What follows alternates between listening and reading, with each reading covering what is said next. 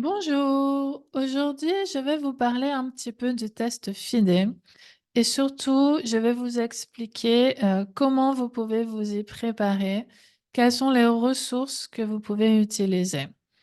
Le test FIDE, c'est un test suisse.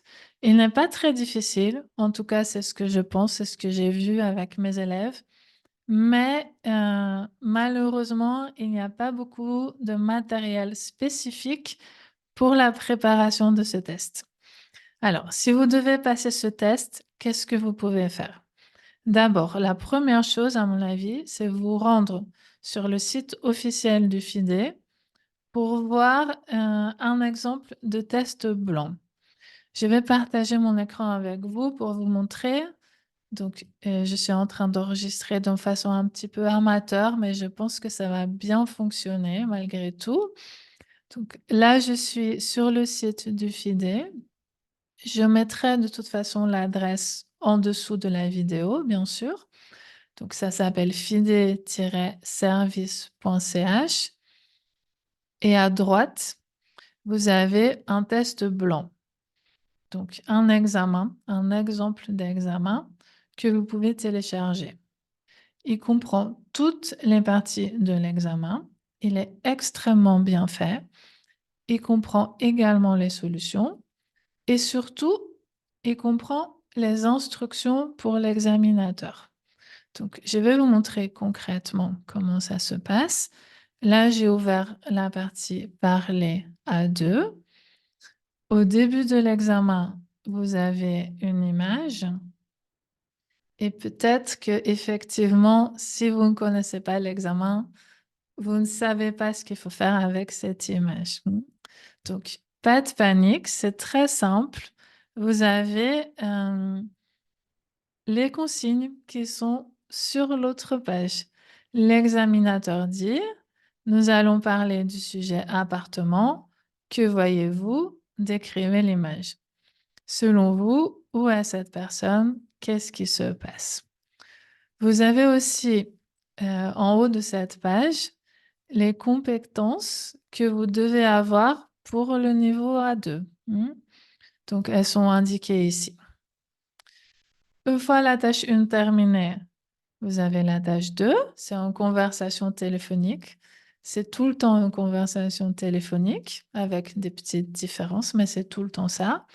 Donc là, pareil, vous avez la situation, les consignes de l'examinateur, et donc vous pouvez vous entraîner, soit seul, soit idéalement quand même avec quelqu'un pour avoir un petit dialogue.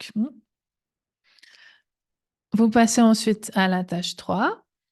Donc, de la même manière, vous avez ici les consignes. L'examinateur dit, j'ai maintenant quelques questions supplémentaires à vous poser. Une liste de 3 questions.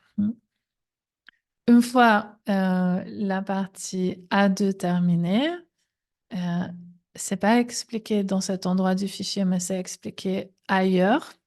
Euh, vous allez passer soit au niveau B1, soit au niveau A1, en fait. Donc là, on va supposer que vous avez bien fait votre partie A2. L'examinateur vous a suggéré de passer au niveau B1. Ou alors, vous avez choisi de passer au niveau B1 puisque de toute façon, c'est vous qui choisissez.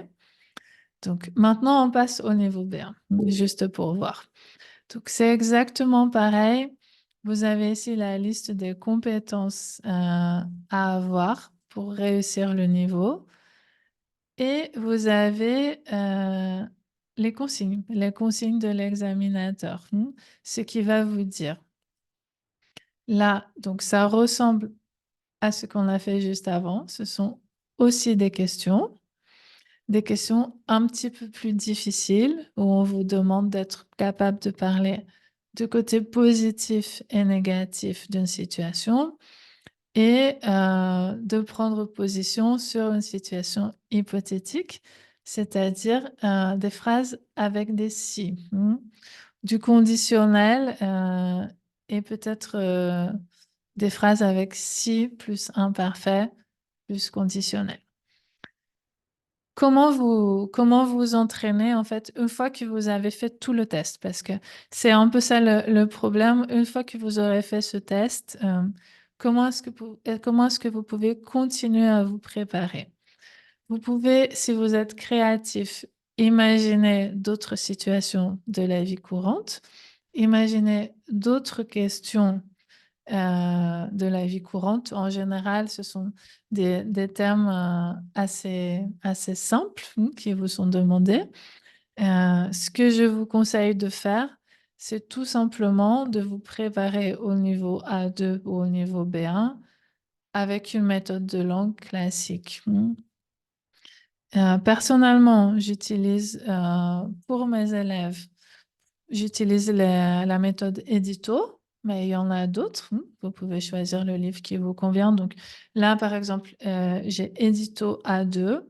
À mon avis, c'est pas mal pour se préparer au FIDE. Et il va falloir porter une attention particulière à tout ce qui concerne la vie quotidienne. Le vocabulaire du logement, le vocabulaire de la santé, peut-être de l'école, etc. Voilà, j'espère que ça vous a aidé. Je vais faire d'autres vidéos sur le FIDE et sur d'autres examens, donc n'hésitez pas à liker si ça vous a plu et à vous abonner. Merci beaucoup.